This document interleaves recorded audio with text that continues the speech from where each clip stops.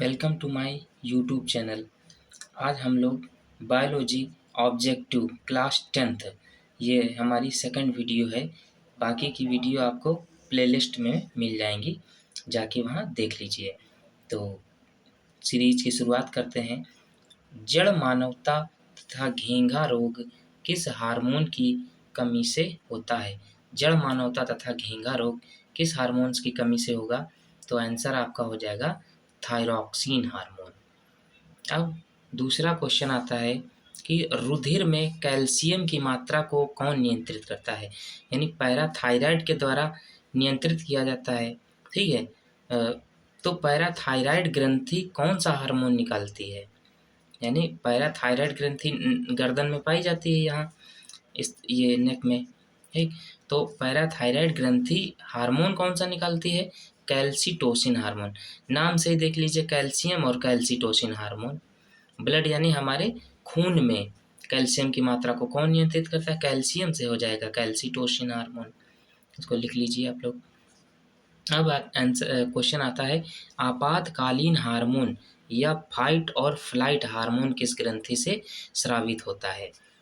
देखिए, जो वृक्क होता है हमारी किडनी, उसके ऊपर एक इस फॉर्म में एक एड्रिनल ग्रंथि होती है, एड्रिनल ग्लैंड। उससे एड्रिनल हार्मोन निकलता है, जिसे आपातकालीन हार्मोन या फाइट और फ्लाइट हार्मोन के नाम से भी जानते हैं। तो ये एड्रिनल ग्रंथि से स्रावित होता है। आपातकालीन हार्मोन या फाइट और फ्लाइट हार्मोन कह सकते हैं। तो किससे स्रावित होगा? एड्रिनल ग्रंथि से स्रावित होता है। ये क्या करता है? इमरजेंसी हार्मोन है। अचानक जैसे मान के चलो आपको 7-8 लोग घेर लिए, अब तुम्हारी जान पे बनाई है, फिर उस समय आपके अंदर से ये निकाल देगा एड्रिनल हार्मोन। जैसे ही निकलेगा आपके अंदर एक तेज आ जाएगा, तेज, तो आपके अंदर एक तेज लाएगा, यानी आप तुरंत मार मूर के भाग जाएंगे तुरंत। एड्रिनल हार्मोन इतना तेजी लाता है शरीर के अंदर, इसीलिए इसे फाइट और फ्लाइट हार्मोन मतलब लड़ो और उड़ो हार्मोन के नाम की संज्ञा दी गई है, एड्रिनल हार्मोन।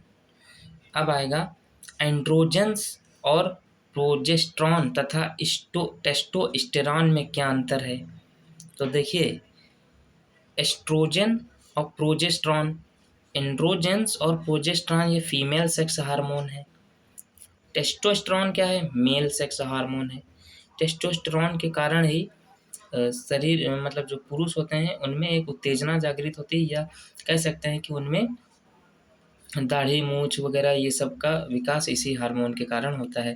बाकी इधर महिलाओं में एस्ट्रोजन, एस्ट्रोजन मतलब नाम से ही स्टार्ट यानी क्या? स्टार्ट, मेंस्ट्रुएशन साइकिल को स्टार्ट करवा देता है। प्रोजेस्टेरॉन नाम में ही प्रो माने प्रोटेक्ट करता है, अंडाणुओं को प्रोटेक्ट करने का काम करता है। अब ऑक्सीजन का परिवहन किसके द्वारा होता है? बहुत अच्छा। देखिए, ऑक्सीजन का परिवहन किसके द्वारा होगा? तो हीमोग्लोबिन। हीमोग्लोबिन किस में पाया जाता है? ये रक्त में। रक्त में भी किस में? आरबीसी में पाया जाएगा। ठीक।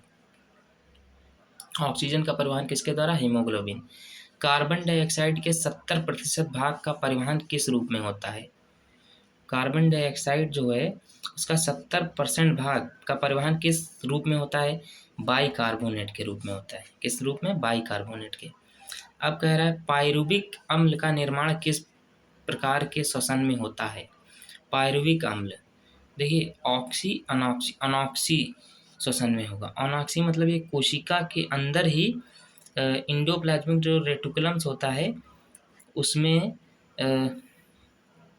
ER जो होता है, एक पार्ट होता है रफ, एक पार्ट स्मूथ होता है। तो वहीं पे ग्लूकोज जाता है, टूट टाट के उसमें कितना 36 ATP बनता है। 2 ऑक्सीजन के द्वारा हो जाता है, इसलिए 38 ATP बन जाता है। एक ऊर्जा की इकाई है, यानी हमारे अंदर की जो ऊर्जा मुद्रा है 38 ATP कहलाएगी। तो पायरुविक अम्ल किस में होता है? अनॉक्सी प्रकार के श्वसन में पाया जाएगा। अब मनुष्य और पादप में श्वसन के दौरान किस गैस का अवशोषण होता है? देखिए, मनुष्य और पादप में श्वसन के दौरान किस गैस का अवशोषण होता है? O2 याद रखना। हाँ, हम लोग क्या लेते हैं? O2 लेते हैं, CO2 छोड़ देते हैं। ठीक है। अब ऊर्जा मुद्रा किसे कहते हैं? जैसे आपकी अभी हमने ऊपर बताया था यहाँ पर ऊर्जा ये एटीपी का निर्माण होता था, यही ऊर्जा मुद्रा किसे कहते हैं? एटीपी। एटीपी का फुल फॉर्म होता है adenosine triphosphate. Adenosine triphosphate, triphosphate लिख लेना है। अब प्रश्न है ग्लूकोज व फ्रुक्टोज के मिलने से कौन सी शर्करा का निर्माण होगा? तो ग्लूकोज और फ्रुक्टोज के मिलने से सुक्रोज का निर्माण होगा। याद रखना जीएफ, जीएफ के मिलने से क्या मिलेगा? सुक्रोज। क्या मिलेगा? सुक्रोज। ग्लूकोज और फ्रक्टोज के मिलने से क्या मिलेगा? बनेगा सुक्रोज। ठीक, शुक्र करो रोज। ग्लूकोज के मिलने से क्या कौन सी शर्करा मिलेगी? ग्लूकोज के मिलने से माल्टोज बनेगी। क्या? माल्टोज। ग्लूकोज के मिलने से माल्टोज बन जाएगी। आप लोग कमेंट में ये बताइएगा ग्लूकोज और गैलेक्टोज मिलने से क्या बनेगा? ये आपके लिए प्रश्न छोड़ दिया। प्रोटीन शब्द का प्रयोग सबसे पहले किसने किया था?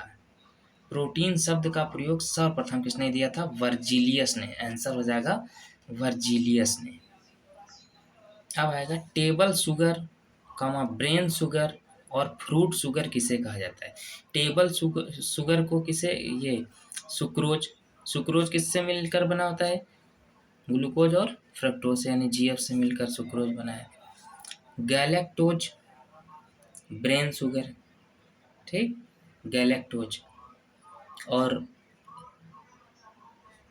फ्रक्टोज को फ्रूट शुगर यानी फलों में पाए जाने वाला शुगर होता है वो फ्रक्टोज। गैलेक्टोज को brain sugar, table sugar sucrose को। हालांकि यह क्वेश्चन क्लास 10 में नहीं आएगा, बट आएगा कि सुक्रोज ये आ सकता है कि फलों में क्या पाए जाने वाले किस प्रकार का शुगर पाया जाता है? फ्रक्टोज। ठीक, अब आएगा क्वैसेकोर तथा मैरामस रोग का संबंध किससे है? यानी क्वैसेकोर और मैरामस ये रोग हो जाते हैं यदि हमारे अंदर प्रोटीन की कमी आ जाए। प्रोटीन जैसे दाल वगैरह ये खाते हैं ना, प्रोटीन अगर कम होगा हमारे शरीर के अंदर तो एक क्वैसियोकोर तथा मैरामस रोग हो जाएगा हमारे अंदर। अब आएगा कि रतौंधी रोग किस विटामिन की कमी से होता है? रतौंधी रोग, तो आंसर हो जाएगा विटामिन ए। रतौंधी रोग, विटामिन ए का रासायनिक नाम क्या है? ये लोग आप लोग कमेंट कर देना। इसका रे से है, इतना मैंने लिख दिया। अब विटामिन B12 में कौन सी धातु पाई जाती है? B12 में याद रखना एक कोबाल्ट नामक धातु पाई जाती है। अच्छा, एक चीज़ और B12 के बारे में आपको बता दें कि B12 जो होती है हमारी ये आंतों में बनती है। ये कोलाई में ई कोलाई नामक जीवाणु होता है, वो बनाने में इसको सहायक है। ई कोलाई नामक जीवाणु आंतों में पाया जाता है। B12 में कौन सी धातु पाई जाएगी? कोबाल्ट। अब आएगा विटामिन सी का वैज्ञानिक नाम क्या है? Ascorbic acid. एस्कॉर्बिक एसिड ये खट्टे फलों में पाया जाता है, आंवला, मौसमी इत्यादि में। अब आएगा कि विटामिन डी की कमी से कौन सा रोग होता है? रिकेट्स। कौन सा रोग हो जाएगा? रिकेट्स। इसे ही कैल्सीफेरॉल कहा जाता है, रासायनिक नाम है। इसे सूखा रोग भी बोलते हैं। सूखा एकदम, लड़का एकदम सूख के एकदम चिमटा हो जाता है, इस तरीके से पूरा। ये लड़की चिमटी हो जाती है इससे, चिमटी। ठीक, अब डाउन सिंड्रोम व पटाउ सिंड्रोम में किस गुणसूत्र के ट्राइसोमी हो जाती है? ये 12th वालों का है, 10th वाले ना इसमें है। 10th वाले ने लिखे ना इस चीज़ को।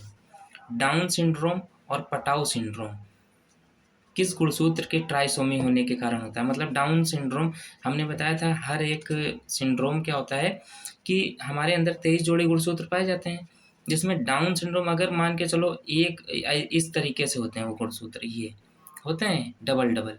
यदि कहीं वो एक ना आए, मतलब एक ना आए, एक का ये विलोपन हो जाए मतलब ना आए, या एक ज़्यादा हो जाए, ज़्यादा या कम होने से सिंड्रोम उत्पन्न होता है गुणसूत्रों के। तो डाउन सिंड्रोम, पटाउ सिंड्रोम में क्या एक ज़्यादा आ रहा है, ठीक, ट्राइसोमी हो रहे हैं। डाउन सिंड्रोम 21वीं जोड़ी का गुणसूत्र एक ज़्यादा हो जाता है, यानी ट्राइसोमी हो जाता है, और पटाउ में 13वां जोड़ा का। ठीक, अभी 10 मिनट हो चुके हैं चूँकि उसके ऊपर। अब आपसे हम विदा लेते हैं। अगर चैनल पर नए आए हों तो इसे सब्सक्राइब कर लें, लाइक व शेयर भी कर दें। ऐसे ही क्वेश्चन की ये सीरीज चलती रहेगी, 50 वीडियो तक चलेंगी। ठीक है, धन्यवाद। जय हिंद, जय भारत।